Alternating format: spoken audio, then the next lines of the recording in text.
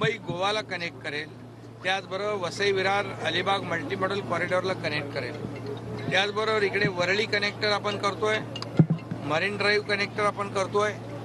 त्यामुळे हा सगळ्यात मोठा महत्वाकांक्षी आणि गेम चेंजर प्रकल्प या मुंबई आणि महाराष्ट्रासाठी ठरेल.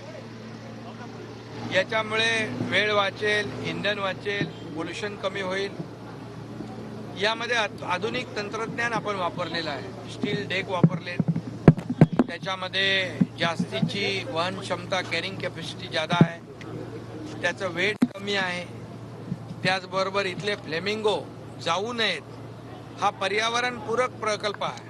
त्यासाठी रिव्हर्स सर्क्युलेशन ड्रिलचा अत्याधुनिक वापर आपण केला.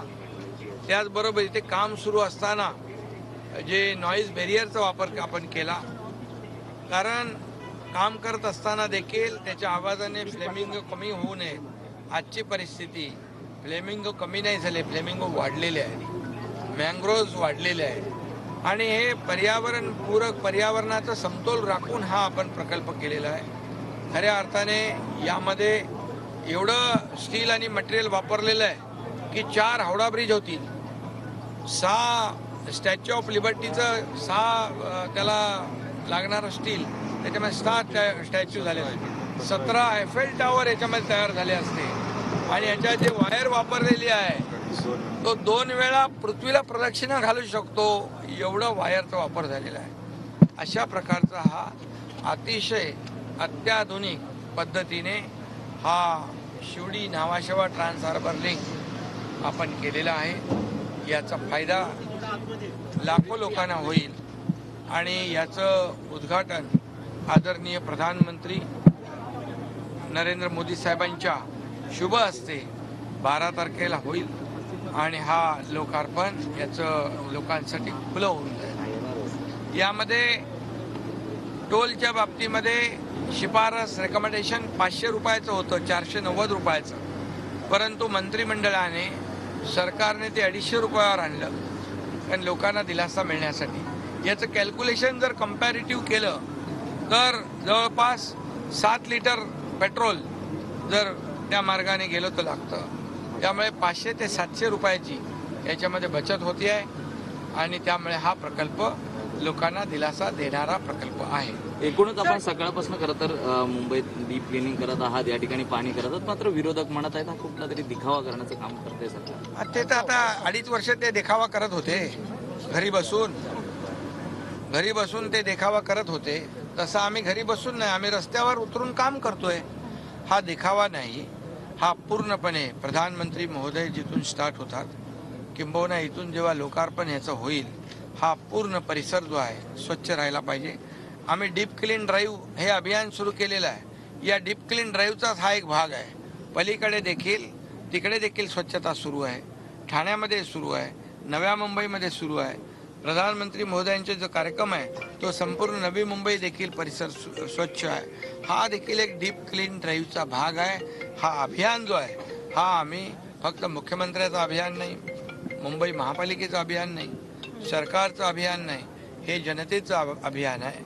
ही पब्लिक मुवमेंट या ठिकाणी आहे. आता आपण पाहिलं मरीन ड्राईव्हला सगळे पब्लिक जनता उतरली होती, त्याच्यामध्ये NGO उतरले होते, मुलं उतरली होती.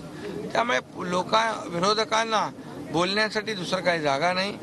दिखावा करण्याचं काम त्यांनी 2.5 वर्ष केलं, ते त्यांना नीट करता आलं नाही, हे दुर्दैव आहे. त्यामुळे आमच्या कामावर बोलण्याचा नैतिक अधिकार त्यांना नाही. आम्ही आमचं काम करत राहू, त्यांना त्यांचे आरोप करत राहू. आणि याच्यामध्ये एक मिनिट, याच्यामध्ये डीप क्लीन ड्राईव्हमुळे जो आपला एअर क्वालिटी इंडेक्स आहे तो 350 वर होता, आज 100 वर आलेला आहे. पवईमध्ये 80 आहे, बोरिवलीमध्ये 90 आहे, बांद्रा आणि त्या BKC मध्ये थोडं जास्ती आहे, तो कमी करू.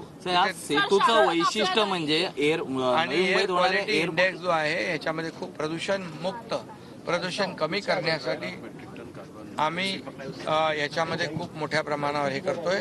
आणि MTHL मध्ये देखील 15 lakh metric tonne carbon emission saving आहे. हा देखील याच्यामध्ये मोठा भाग आहे. सर, या त्यामुळे तुम्ही काय करा, पॉझिटिव्ह घ्या प्रकल्पाला, या पॉझिटिव्हली घ्या. हा प्रकल्प लोकांचा आहे, हा गेम चेंजर प्रकल्प आहे. याच्यामध्ये विरोधक जाणार नाहीत का याच्यावरून, का दुसऱ्या मार्गाने जाणार आहेत? त्यामुळे त्यांच्यासाठी तोही मार्ग मोकळा आहे. या सेतूचं वैशिष्ट्य असं आहे की तो नवी मुंबई एअरपोर्टला देखील जोडला नवी जाणार आहे. नवी मुंबई याची देखील एअरपोर्ट, आपण पाहणी करणार नवी आहोत. मुंबई हे नेमकं एअरपोर्टला कधी सुरू देखील होणार? जोडला जाणार आहे. त्याची देखील पाहणी आम्ही करणार आहोत.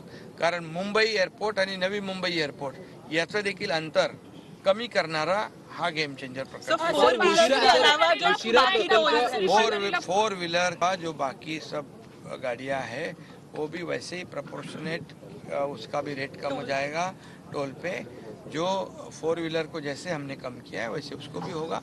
किसी के ऊपर अन्याय नहीं होगा, क्योंकि ये सेविंग, ये फ्यूल सेविंग, समय की सेविंग, टाइम सेविंग, ये पोल्यूशन कम करने वाला ये गेम चेंजर प्रोजेक्ट है.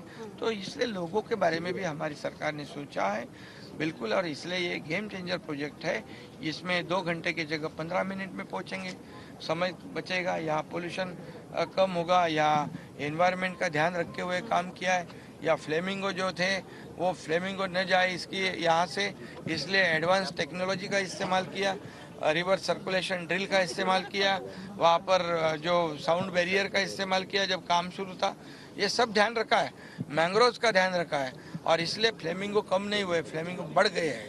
ऐसा ये पर्यावरण पूरक ये प्रकल्प है. 2024 में इलेक्शन है, तो आपकी अलायंस किस तरह से बनेगी? अलायंस अभी MTHL पे हम चलते हैं. उशिरा हा इलेक्शन प्रोजेक्ट सुरू झाल्यामुळे आदित्य ठाकरे टीका करत आहेत, त्याकडे कसं आपण उत्तर द्यायचं? अरे त्यांनी तर अरे कारशेड बंद केला, मेट्रोचं काम बंद केलं, त्यांनी अनेक प्रकल्प बंद केले, समृद्धी महामार्ग बंद करण्याचा प्रयत्न केला. त्यांना काय बोलायचा अधिकार आहे?